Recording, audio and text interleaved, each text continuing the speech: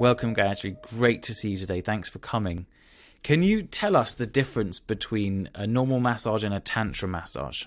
Great. Thank you for asking.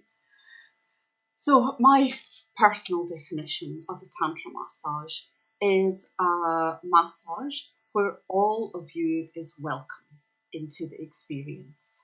Yeah, all of you is welcome. So in a conventional massage, if we can call it that, of course massage is such a broad term, but often in a kind of standard massage, you're approached on the level of the physical. Yes. And that's the level at which you have the experience. And often within that experience, there are parts of the body that are included and there are parts that are excluded. And often the sexual parts of the body are excluded. Now, of course, there's good reasons for this. If you're having a sports massage, you don't need everything to be included in it. It's got a particular intention and requirement around it. But when you think about it, the fact that we tend to shun and ignore certain parts of the body in what would otherwise be a full body massage can lead to a subtle sense of shaming. It creates a disconnect from one part to the other. So a Tantra massage is one that's offering a really holistic and integrative experience, which offers the possibility of including the whole body in an intention of naturalness, innocence, and ultimately integration. Now, often people, when they think of Tantra massage, they do think of the sexual aspect of it, welcoming in the sexual energy. And sometimes Tantra massage has become a little bit synonymous with the happy ending massage, but really that falls so short of the true potential of it. So it's not specifically that it has to include the sexual parts of the body or sexual energy, but there is a possibility of that as part of welcoming you in your physical body, in your emotional body, in your energetic body, and ultimately in your spiritual body. So it's bringing all of these dimensions potentially into that experience. And I'm wondering, what are the benefits that you've seen in your clients who receive these massages? Yeah. So very often when we're in the presence of sexual energy, people tend to go into a kind of script about how their body should behave or how they should be responding to it, what they should be thinking, what they should be feeling, how they should be doing it, essentially. And it can become a bit of a performance of doing something sexy rather than being authentically present to what is arising within that moment.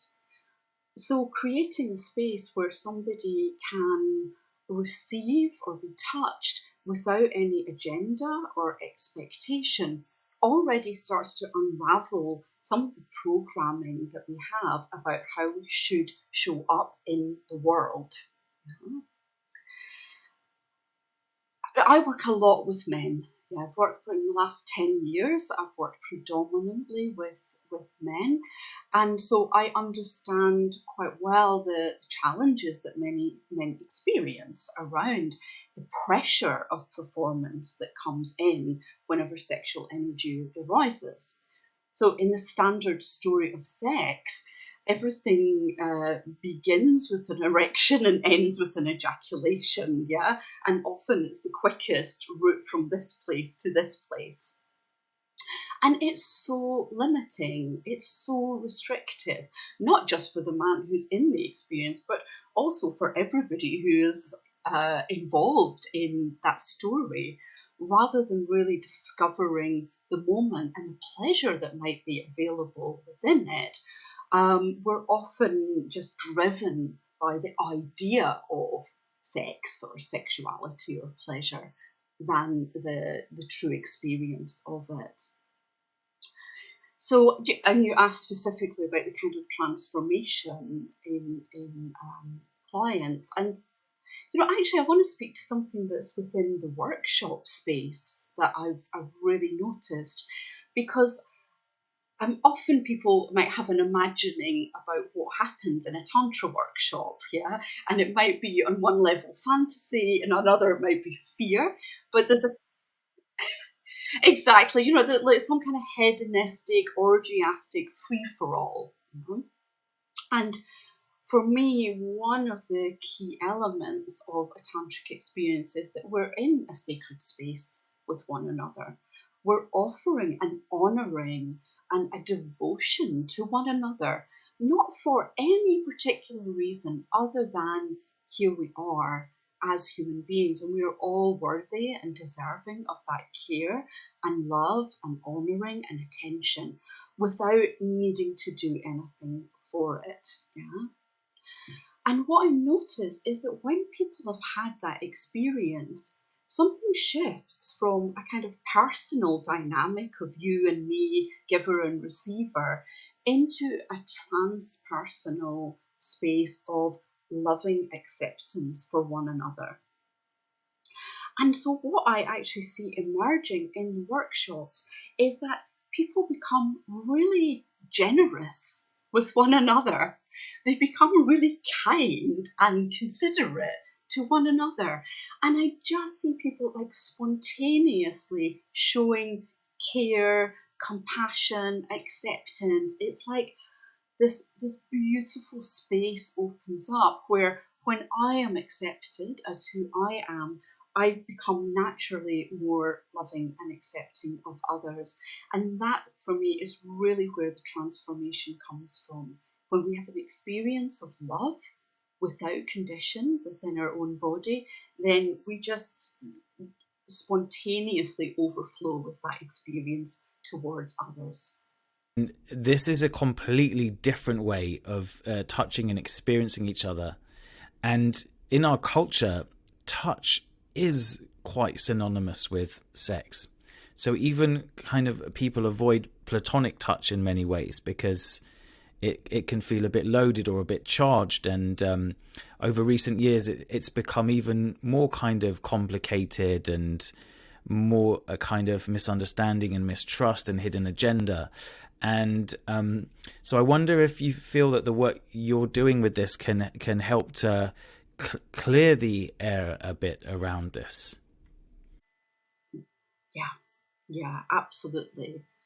And I think it does it on a couple of levels. And the first is that it creates a space where we are exploring touch and sexuality in a different kind of environment than when we're in an interaction where there might be attraction or desire or even something curiosity. It's kind of like, oh, well, here we are, two sexual beings. I wonder what's going on here, and then so much can get loaded onto that.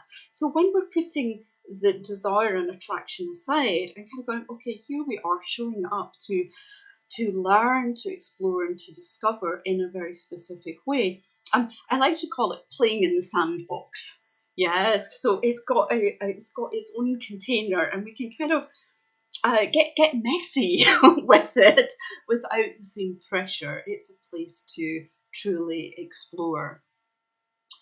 And I mentioned this aspect of the transpersonal that's there because this is something that I really see emerging where we're not so fixated on our individual agenda or the dynamic between myself and another, but simply meeting in the awareness that we are all human beings and that each of us longs to love and be loved. Each of us has a need for touch and to be touched. All of us are seeking a sense of belonging and connection and intimacy. Now, unfortunately, in the world that we live in, we've got a bit messed up often in the ways that we go about trying to get that. But there is fundamental needs under all of it. So when we can strip away all the old patterning, all the old stories, and actually start to come into our innocence of it. This is such an important quality. It's like, can we forget what we think we know about this and actually meet in the innocence and the aliveness of this moment and see what's there? because when we do that, it really changes everything. Yeah, this idea of the innocence and curiosity sounds really fundamental to opening that space. And I wonder if sometimes people come maybe with attracted with this idea of, oh, I can learn techniques and I can learn things, and leaving with something else. And I wonder how you create that sense of innocence and allow that transpersonal experience. So, as you say, it's very common that people come thinking it's going to be all about technique. And our culture just reinforces this all the time. You know, it's like top 10 tips to drive your man wild, or 6 steps to make her squirt, and all of this. It's like our culture feeds the idea that that we can learn it, we can fix it, we can do it, and doesn't actually look at, well, who am I when I'm actually engaging in this experience? So yeah, for me, rather than trying to add things on and essentially overcomplicate things, which is often going through the mind, we're creating a space where we're dropping down into the body and guided by this incredible navigation tool that we have of the heart, essentially. So, I think it's okay that people might start off with that idea, because if you haven't seen what else is possible, you can't possibly know. Yeah. So, thinking that we're going to learn about technique is a supportive gateway to enter into. But ultimately, we want to drop down from the layers of the mind into actually exploring presence in the body and awakening in the heart. And for me, this comes through really creating a space of sensitivity in the workshops, of going very step by step, so that people actually have that opportunity to drop in and to notice, where am I? Who am I? How am I? And how can I show up here in the space? So, for me, one of the most beautiful practices that we engage with is eye gazing, simply connecting in the eyes with another.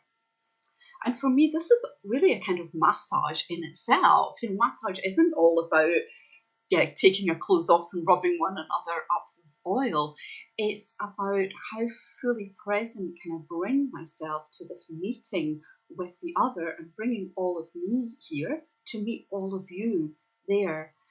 So, how we show up with our eyes, being able to meet somebody in a space of receptivity, again, without a story, without judgment, without label.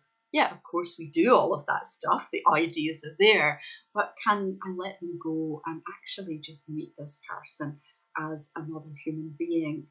So, slowness, sensitivity, and starting to tune into the subtle are the foundations, really, of shifting into a different kind of experience. And do you have any advice for women who are going to seek out this experience? What advice would you give? Mm.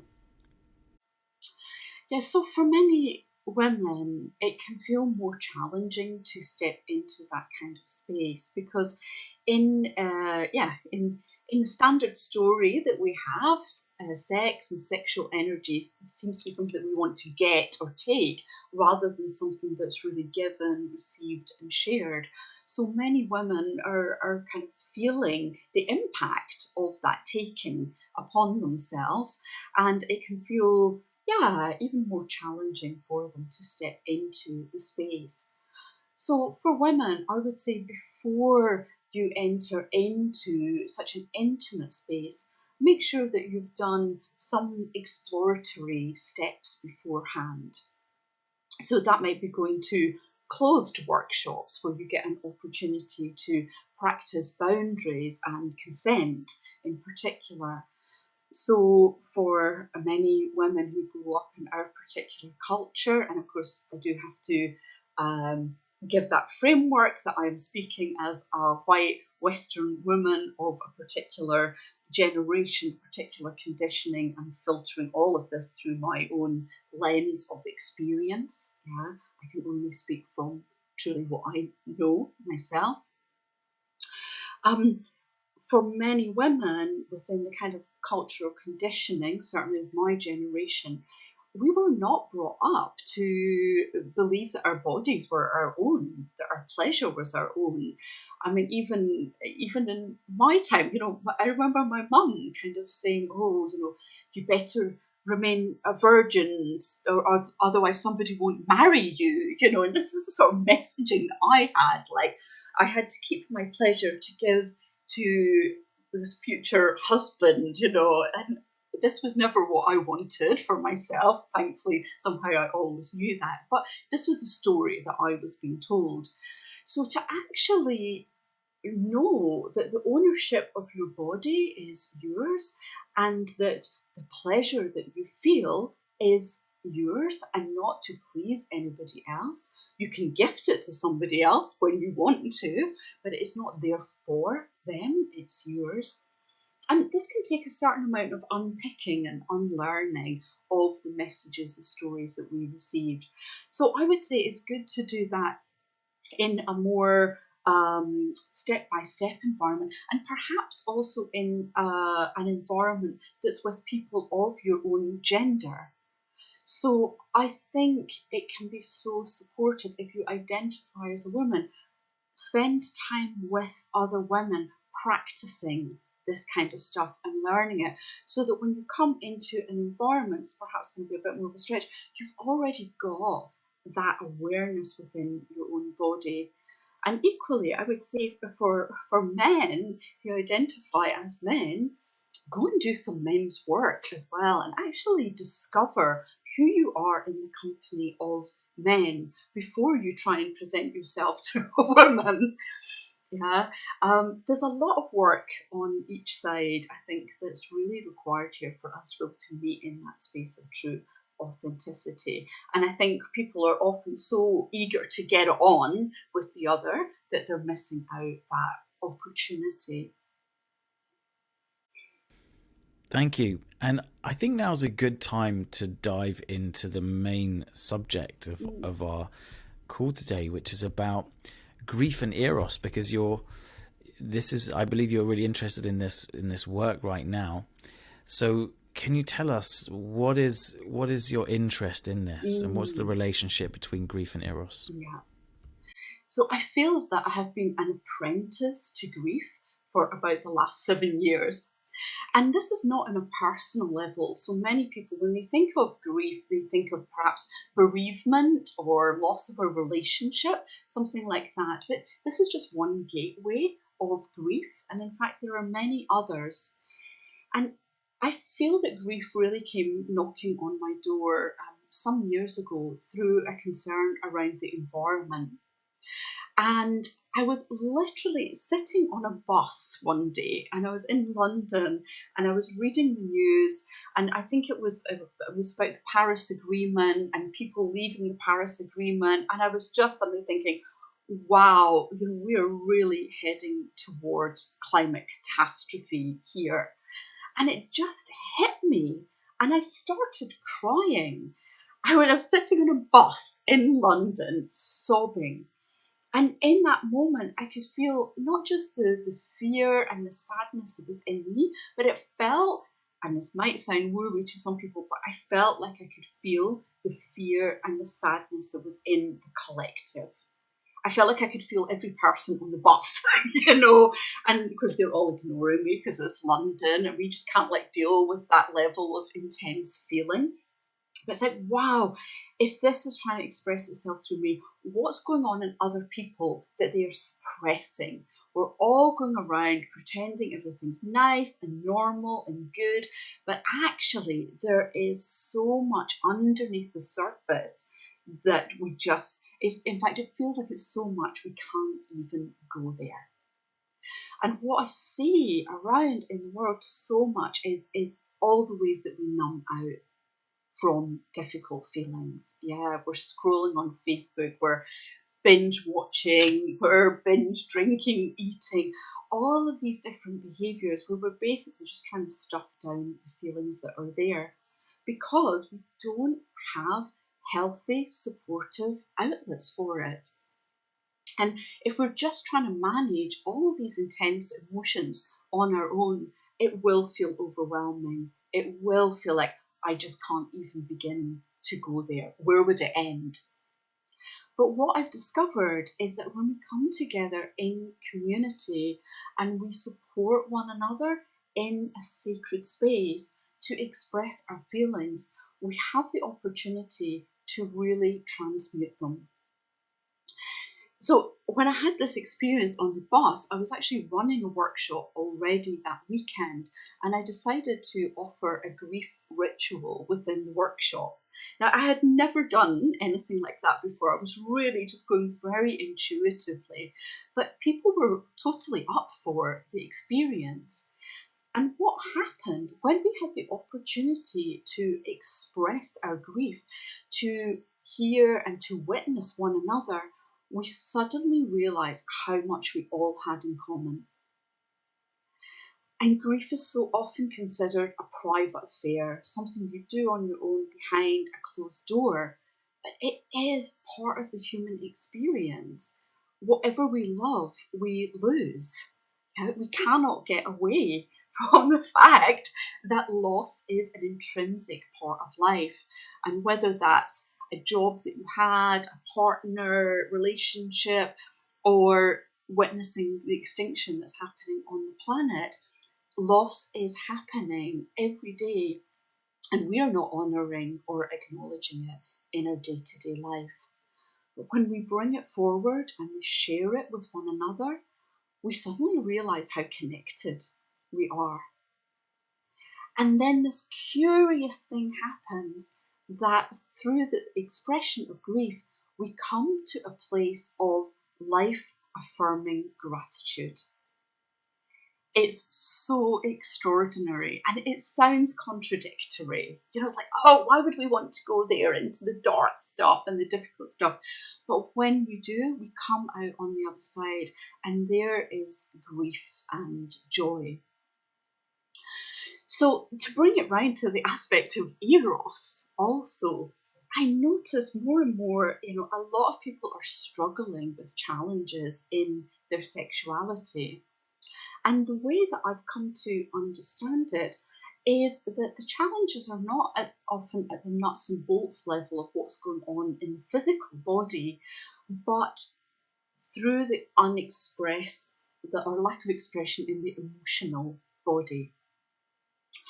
So it's like, if there's a difficult feeling that's emerging and there's no space or time or support to actually bring it out, usually we just stuff it down. We swallow it.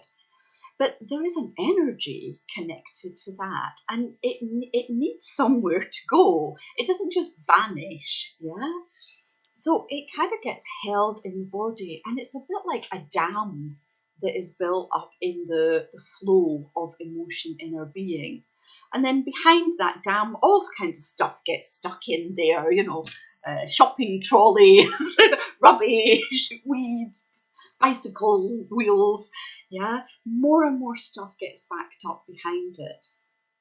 So what we need to do is we need to look at how can we release that dam, because the flow of aliveness that's coming through it has often come just down to a trickle. People like to think of their sexual energy as something they could turn on like a tap, but it's just not like that. And if your pipes are all clogged up, you need to do something to clean them out in order to allow that flow of aliveness to come back into your being.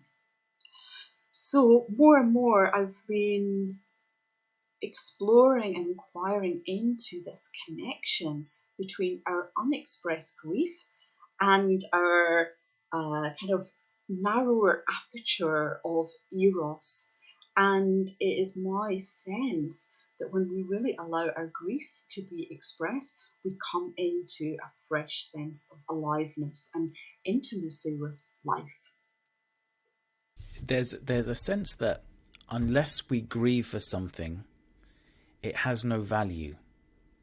It's like we numb ourselves out to the dying of the birds or the plants or the rivers, and somehow they have no value. And then that numbs us out to experience pleasure and joy as well. And this is when we work with the Wheel of Consent, we work a lot with waking up the hands, waking up our ability to feel. And it's not always ice creams at the beach, because like you say, there's this build up of emotion. And so the sadness, people can have these experiences, and then sadness comes up, and long lost memories, and there's something about, I think also speaks to the Tantra massage work you're doing, is about meeting there with the wholeness of who we are, instead of filtering out, just showing this bit or this bit. But yes, there's a grief in life, in living, and then there's a joy and excitement. And if we numb out the grief and the sadness because it's painful, we also numb out our ability to experience pleasure with each other and to enjoy. There's a very interesting talk by a guy called Martin Prechtel that you can still get online. It's called Grief and Praise. Did you ever hear that one? Yes. He's very much an influence that comes through the teachers that I've been working with around grief tending. So one of them trained directly with Martin.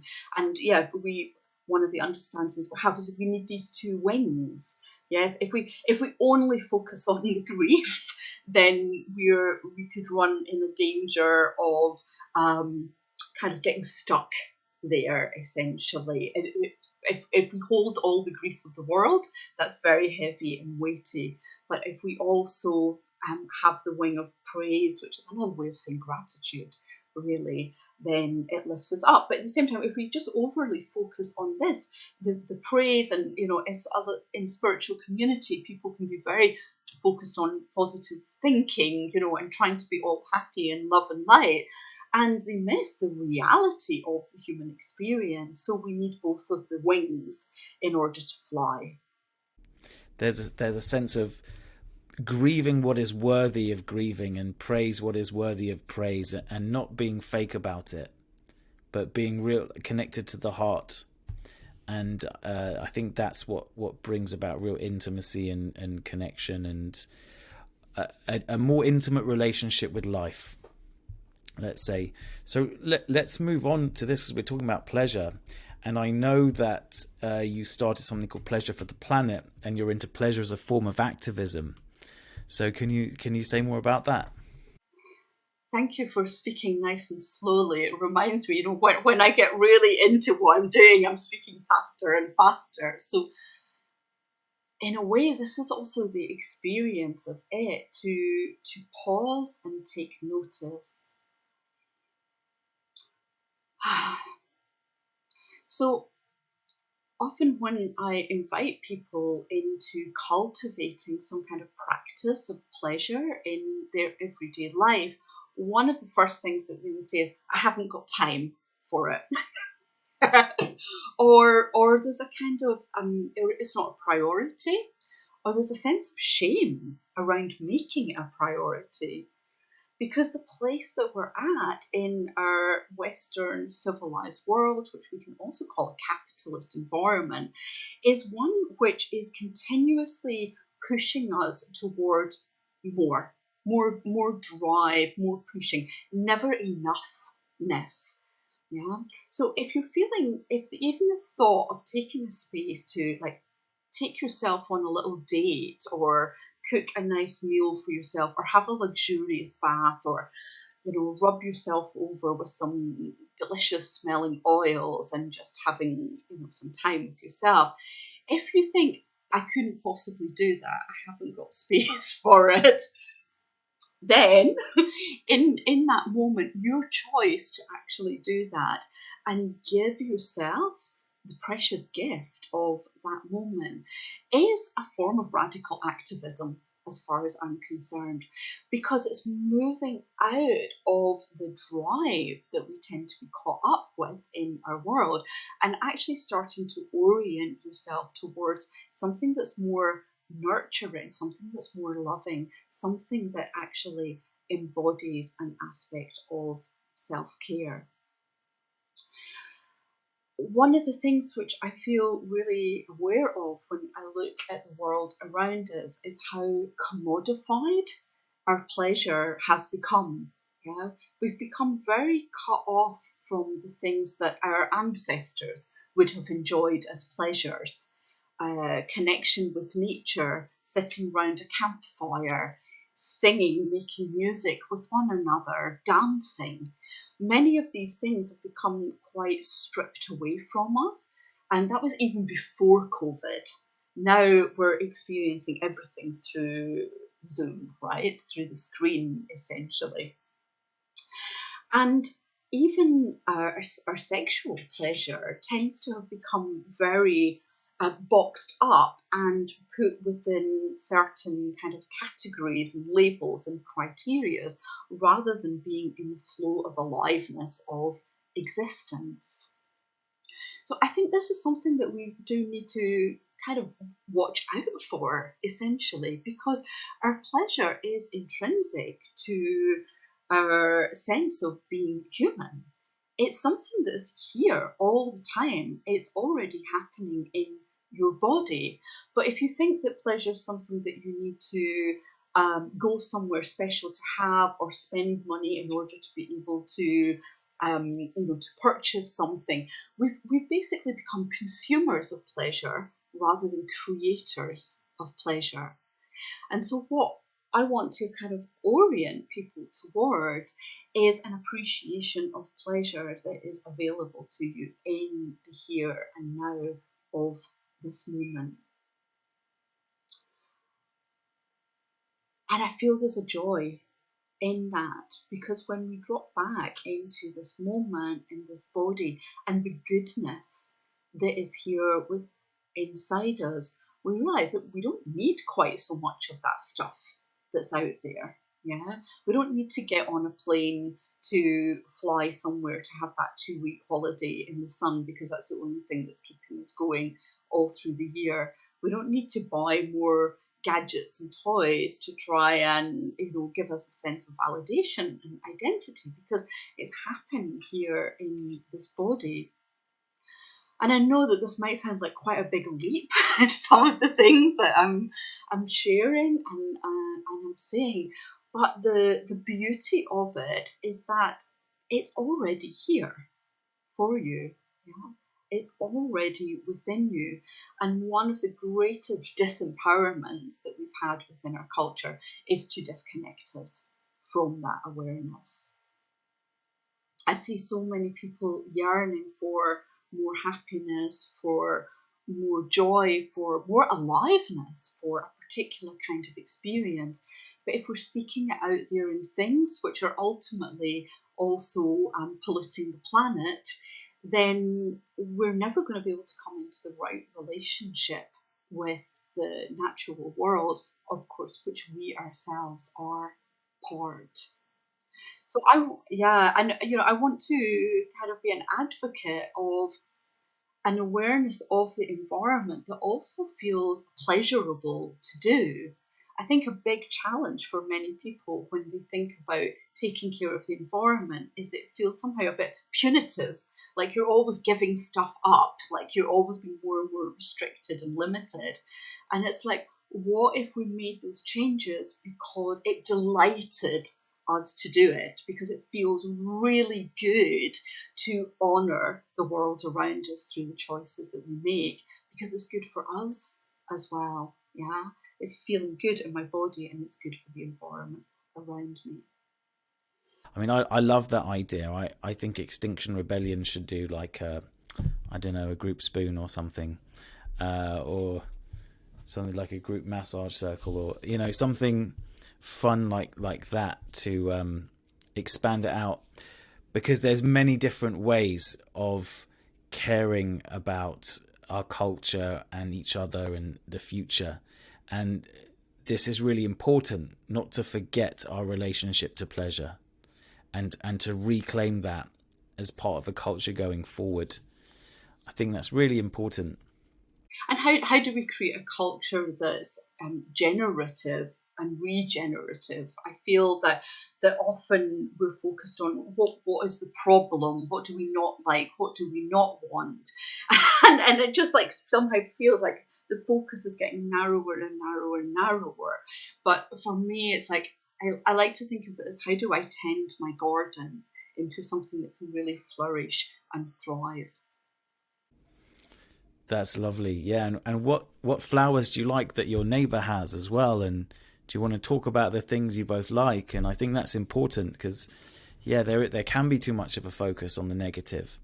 And that leads us very nicely into our last question, which is around the gender war, the difficulties between women and men that we see played out, and a desire to heal this. And how do you think we can heal the relationship between women and men? Yeah, this is something that I do spend quite a lot of time thinking about.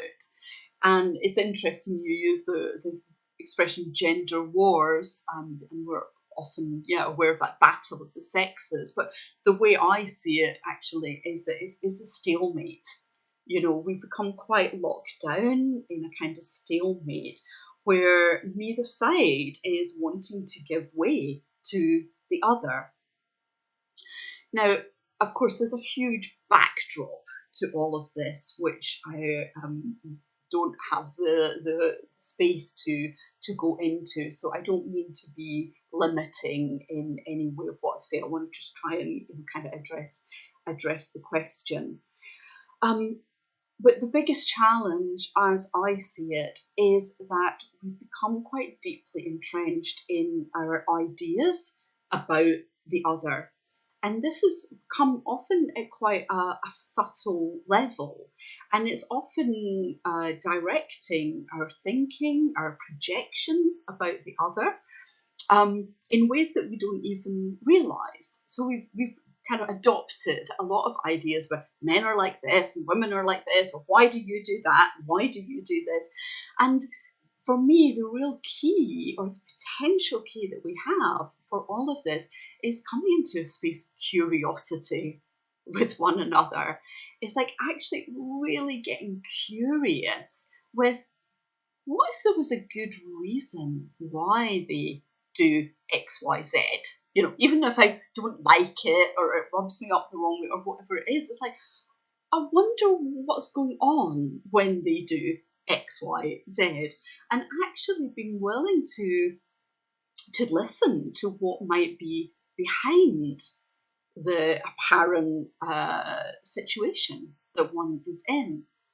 So just to give an example, perhaps from each side, because, and I mentioned I work a lot with men, so I do have a real compassion for the male experience, actually, and how I see men kind of being pigeonholed, let's say. So something that's often said about men is like, they're just interested in sex. And men think about sex every 3 seconds, or whatever the crazy statistic is, or they're just after sex, or whatever variation of that is going on.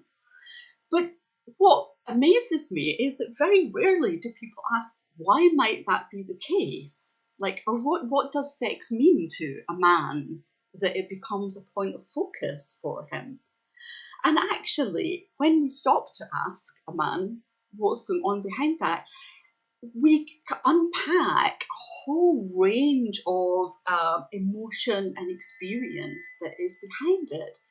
Because for many men, the upbringing and the conditioning that they have means that sex is one of the very few avenues that men have towards a feeling experience and aliveness.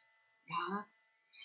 And when I say stuff like this, I kind of almost feel like I'm speaking about some other era, but it's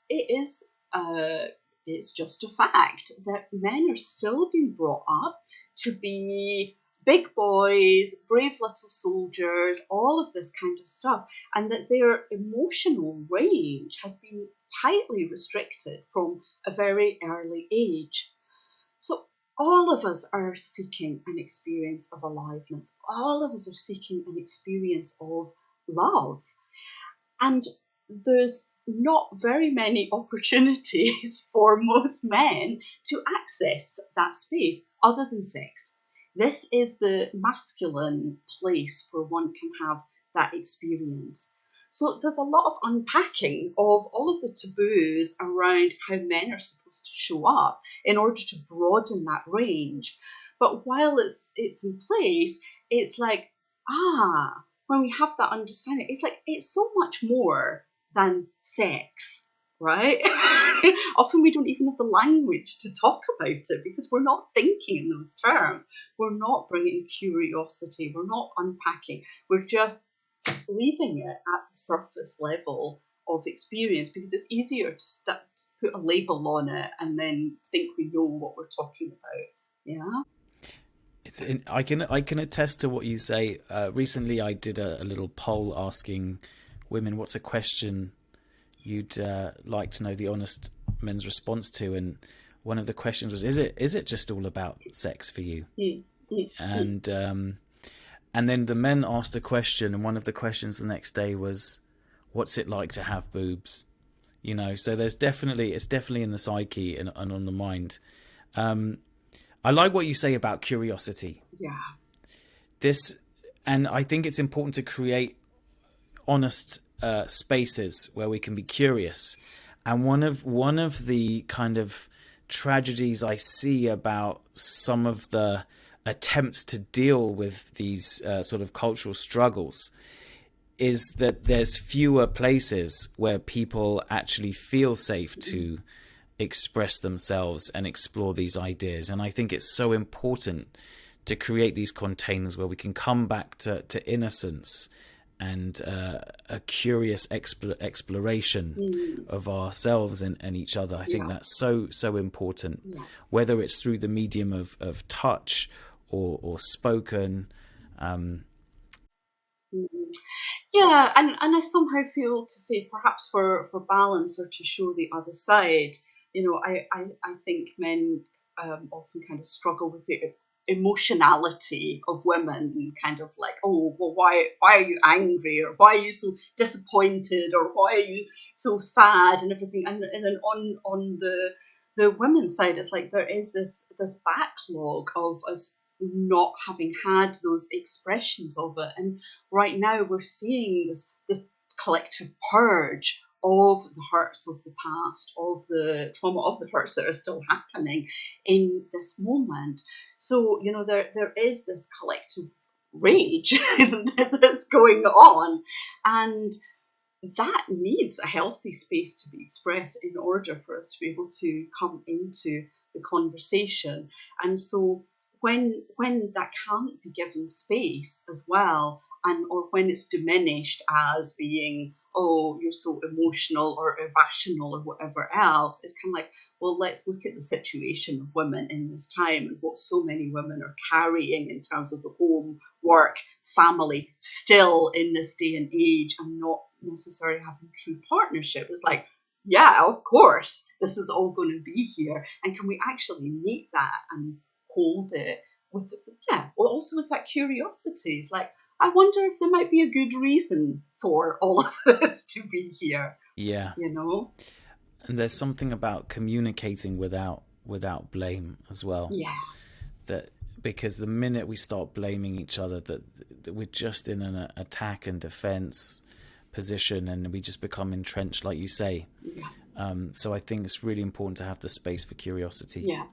Well, that's it. I think for me, it's like we own our own stuff and we get really curious about the other person's stuff. Exactly. Exactly. Well, on that note, we've solved it. So on that note, I think it's a good note to end it today.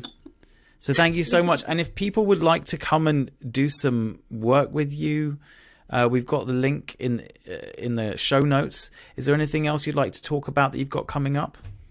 So the main offering that's coming up right now is a 4-week online closed group journey entitled Grief and Eros, Coming Back to Life.